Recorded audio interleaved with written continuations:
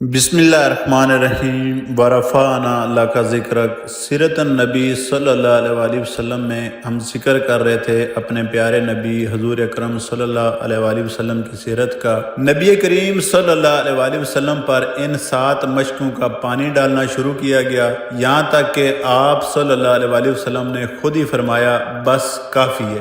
زندگی کے ان آخری ایام میں نبی کریم صلی اللہ علیہ وآلہ وسلم فرمایا کرتے تھے، اے عائشہ، مجھے خیبر میں جو زہر دیا گیا تھا اس کی تکلیف میں اب محسوس کرتا ہوں۔ اس کا مطلب ہے کہ آخری دنوں میں اس زہر کا اثر دوبارہ زہر ہو گیا تھا، اور اس طرح نبی کریم صلی اللہ علیہ وآلہ وسلم کی ریلت درجہ شہادت کو پہنچتی۔ پانی اپنے اوپر ڈلوانے کے بعد آپ صلی اللہ علیہ وآلہ وسلم حجرہ مبارک سے باہر نکلے۔ اس وقت بھی آپ صلی اللہ علیہ وآلہ وسلم کے سر مبارک پر پٹی بندھی تھی۔ سب سے پہلے آپ صلی اللہ علیہ وآلہ وسلم نے شہداء کے لیے دعا مانگی، بہت دیر تک ان کے لیے دعا فرماتے رہے۔ پھر ارشاد فرمایا، اللہ تعالیٰ نے اپنے بندوں میں سے ایک بندے کے سامنے ایک طرف دنیا رکھی اور دوسری طرف وہ سب کچھ رکھا جو اللہ تعالیٰ کے پاس ہے۔ پھر اس بندے کو اختیار دیا کہ وہ ان دونوں چیزوں میں سے کوئی ایک چن لے۔ اس بندے نے اپنے لیے وہ پسند کیا ہے جو اللہ تعالیٰ کے پاس ہے۔ حضرت ابو بکر صدیق رضی اللہ تعالیٰ عنہ ان باتوں کا مطلب فوراً سمجھ گئے کہ نبی کریم صلی اللہ علیہ وآلہ وسلم کی ان سے مراد اپنی ذات ہے، چنانچہ رونے لگے اور عرض کیا، اے اللہ کے رسول، ہم اپنی جانیں اور اپنی اولادیں آپ پر قربان کر دیں گے۔ نبی کریم صلی اللہ علیہ وآلہ وسلم انہیں روتا دیکھ کر فرمایا، ابو بکر خود کو سنبھالو۔ پھر لوگوں سے مخاطب ہو کر ارشاد فرمایا، لوگوں، ساتھ دینے کے اعتبار سے اور اپنی دولت خرچ کرنے کے اعتبار سے جس شخص کا مجھ پر سب سے زیادہ احسان ہے وہ ابو بکر صدیق رضی اللہ تعالیٰ عنہ۔ یہ حدیث صحیح ہے، اس کو 10 سے زائد صحابہ نے نقل کیا ہے۔ پھر نبی کریم صلی اللہ علیہ وآلہ وسلم نے ارشاد فرمایا، مسجد سے ملے ہوئے تمام دروازے بند کر دیے جائیں، بس ابو بکر کا دروازہ رہنے دیا جائے، کیونکہ میں اس دروازے میں نور دیکھتا ہوں۔ صحبت اور رفاقت کے اعتبار سے میں کسی کو ابو بکر سے افضل نہیں سمجھتا۔ ایک روایت میں ہے،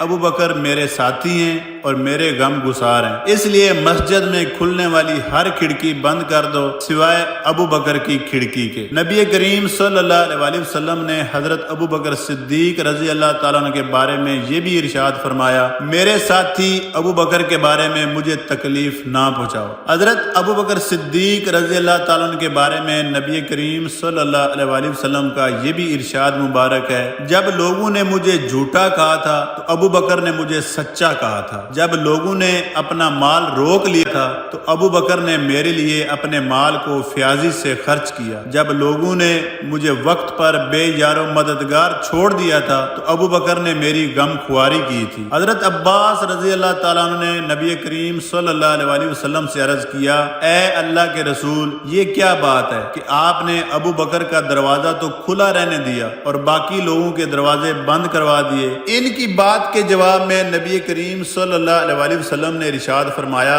اے عباس، نہ میں نے اپنے حکم سے کھلوائے نہ اپنے حکم سے بند کروائے۔ مطلب یہ تھا کہ ایسا کرنے کا حکم اللہ تعالیٰ نے دیا ہے۔ اپنے اوپر 7 مشکوں کا پانی ڈلوانے کے بعد نبی کریم صلی اللہ علیہ وآلہ وسلم نے افاقہ محسوس فرمایا تو مہاجرین سے ارشاد فرمایا، اے مہاجرین، انصار کے ساتھ نیک سلوک کرنا، خیر کا سلوک کرنا، کیونکہ یہ لوگ میری پناہ گاہ تھے، ان کے پاس مجھے ٹھکانہ ملا، اس لیے ان کی بھلائیوں کے بدلے میں ان کے ساتھ بھلائی کرنا اور ان کی برائیوں سے درگزر کرنا۔ اتنا فرمانے کے بعد نبی کریم صلی اللہ علیہ وآلہ وسلم ممبر سے اتر آئے۔ اپنے مرض وفات میں نبی کریم صلی اللہ علیہ وآلہ وسلم نے حضرت ابو بکر صدیق رضی اللہ تعالیٰ عنہ کو حکم دیا کہ وہ نمازیں پڑھائیں۔ وہ نماز عشاء کی تھی۔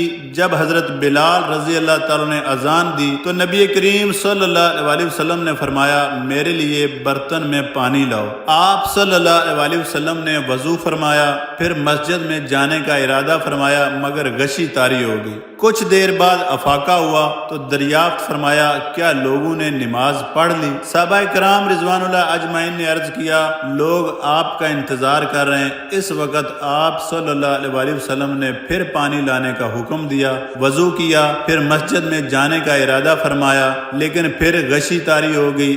اس کے بعد پھر افاقہ ہوا تو پوچھا کیا لوگوں نے نماز پڑھ لی؟ صحابہ کرام رضوان اللہ اجمعین نے پھر عرض کیا نہیں، لوگ آپ کا انتظار کر رہے ہیں۔ اب پھر نبی کریم صلی اللہ علیہ وسلم نے وضو کیا، نماز کا ارادہ فرمایا، لیکن غشی طاری ہو گئی۔ افاقہ ہونے پر نبی کریم صلی اللہ علیہ وسلم نے پھر یہی پوچھا اور آپ صلی اللہ علیہ وسلم کو یہی بتایا گیا۔ تب نبی کریم صلی اللہ علیہ وسلم نے حضرت ابو بکر صدیق رضی اللہ تعالیٰ عنہ کو حکم بھیجا کہ وہ مسلمانوں کو نماز پڑھائیں۔ حضرت ابو بکر صدیق رضی اللہ تعالیٰ عنہ کو جب یہ حکم ملا تو انہوں نے حضرت عمر رضی اللہ تعالیٰ عنہ سے فرمایا اے عمر تم نماز پڑھا دو۔ اس پر حضرت عمر رضی اللہ تعالیٰ نے عرض کیا آپ اس کے زیادہ حقدار ہیں۔ آخر حضرت ابو بکر صدیق رضی اللہ تعالیٰ عنہ نے نماز پڑھائی۔ اس کے بعد نبی کریم صلی اللہ علیہ وسلم کی وفات تک حضرت ابو بکر صدیق رضی اللہ تعالیٰ عنہ نمازیں پڑھاتے رہے۔ نبی کریم صلی اللہ علیہ وسلم کی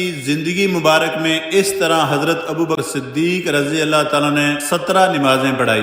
اس دوران صبح کی ایک نماز میں نبی کریم صلی اللہ علیہ وسلم ان کی امامت میں دوسری رکعت میں شریک ہوئے اور اپنی پہلی رکعت بعد میں ادا فرمائی۔ اس نماز کے لیے آپ صلی اللہ علیہ وسلم 2 آدمیوں کا سہارا لے کر مسجد تک آئے تھے۔ ان 2 میں سے ایک حضرت عباس رضی اللہ تعالیٰ عنہ تھے۔ حضرت ابو بکر صدیق رضی اللہ تعالیٰ عنہ اس وقت نماز پڑھا رہے تھے۔ انہوں نے نبی کریم صلی اللہ علیہ وسلم کو تشریف لاتے دیکھا تو فوراً پیچھے ہٹنے لگے تاکہ نبی کریم صلی اللہ علیہ وسلم امامت فرمائیں، مگر آپ صلی اللہ علیہ وسلم نے انہیں اشارے سے فرمایا کہ پیچھے نہ ہٹیں۔ پھر آپ صلی اللہ علیہ وسلم نے اپنے دونوں ساتھیوں کو حکم دیا، انہوں نے آپ صلی اللہ علیہ وسلم کو حضرت ابو بکر صدیق رضی اللہ تعالیٰ عنہ کے بائیں جانب بٹھا دیا۔ اس طرح حضرت ابو بکر صدیق رضی اللہ تعالیٰ عنہ کھڑے ہو کر نماز ادا کی۔ ان کے پیچھے باقی تمام صحابہ کرام رضوان اللہ اجمعین نے بھی کھڑے رہ کر نماز ادا کی اور نبی کریم صلی اللہ علیہ وسلم نے بیٹھ کر نماز پوری فرمائی۔ امام ترمذی رحمہ اللہ نے لکھا ہے کہ نبی کریم صلی اللہ علیہ وسلم نے حضرت ابو بکر صدیق رضی اللہ عنہ کے پیچھے 3 مرتبہ نماز پڑھی۔ اس بارے میں یہ روایت بھی ہے کہ پہلی مرتبہ حضرت عمر رضی اللہ تعالیٰ نے امامت کرنے لگے تھے۔ نبی کریم صلی اللہ علیہ وسلم نے جب ان کی آواز سنی تو ارشاد فرمایا نہیں نہیں نہیں، ابو بکر ہی نماز پڑھائے۔ نبی کریم صلی اللہ علیہ وسلم کا یہ ارشاد سن کر حضرت عمر رضی اللہ تعالیٰ عنہ پیچھے ہٹ آئے تھے اور حضرت ابو بکر صدیق رضی اللہ تعالیٰ عنہ آگے بڑھ کر نماز پڑھائی۔ پھر آخری روز نبی کریم صلی اللہ علیہ وسلم نے سر مبارک پردے سے باہر نکال کر مسجد میں دیکھا لوگ حضرت ابو بکر صدیق رضی اللہ تعالیٰ عنہ کے پیچھے نماز ادا کر رہے تھے۔ یہ دیکھ کر آپ صلی اللہ علیہ وسلم مسکرا دیے۔ یہ دن پیر کا دن تھا، وہی دن جس میں نبی کریم صلی اللہ علیہ وسلم نے وفات پائی۔ مسکرا کر صحابہ کرام رضوان اللہ اجمعین کو دیکھنے کے بعد آپ صلی اللہ علیہ وسلم نے پردہ گرا دیا۔ اس وقت لوگوں نے محسوس کیا تھا کہ نبی کریم صلی اللہ علیہ وسلم کی طبیعت اب پہلے سے بہت بہتر ہے اور یہ کہ آپ صلی اللہ علیہ وسلم کی تکلیف میں کمی ہو گئی ہے۔ سو آپ کے آس پاس موجود صحابہ کرام رضوان اللہ اجمعین اپنے گھروں کو چلے گئے۔ حضرت ابو بکر صدیق رضی اللہ تعالیٰ عنہ بھی مدینہ منورہ کے قریب سخا نامی دیہات چلے گئے جہاں ان کی دوسری زوجہ محترمہ کا گھر تھا۔ یہ جگہ مدینہ منورہ سے 1 یا 1.5 میل کے فاصلے پر تھی۔ جانے سے پہلے حضرت ابو بکر صدیق رضی اللہ تعالیٰ نے نبی کریم صلی اللہ علیہ وسلم سے اجازت لی تھی اور اس کی وجہ یہ تھی کہ اس روز صبح آپ صلی اللہ علیہ وسلم کے رخ انور پر بہت بشاشت تھی، چہرہ انور چمک رہا تھا، لہذا لوگوں نے خیال کیا تھا کہ آپ صلی اللہ علیہ وسلم کی حالت سنبھل گئی ہے۔ لیکن دوپہر کے قریب آپ صلی اللہ علیہ وسلم کا بخار تیز ہو گیا۔ یہ خبر سنتے ہی تمام ازواج مطہرات پھر آپ صلی اللہ علیہ وسلم کے پاس آ گئی۔ آپ صلی اللہ علیہ وسلم پر اس وقت بار بار غشی طاری ہو رہی تھی۔ ہوش میں آتے تو فرماتے میں اپنے رفیق اعلیٰ کی بارگاہ میں حاضر ہوتا ہوں۔ آج تک کے لیے میرے دوستو اتنا ہی، ملتے ہیں اپنی نیکسٹ ویڈیو میں جس میں ہم اپنے پیارے پیارے نبی صلی اللہ علیہ وآلہ وسلم کے آخری ایام کا ذکر کریں گے۔ اللہ تعالیٰ کمی بیشی معاف فرمائے۔ والسلام۔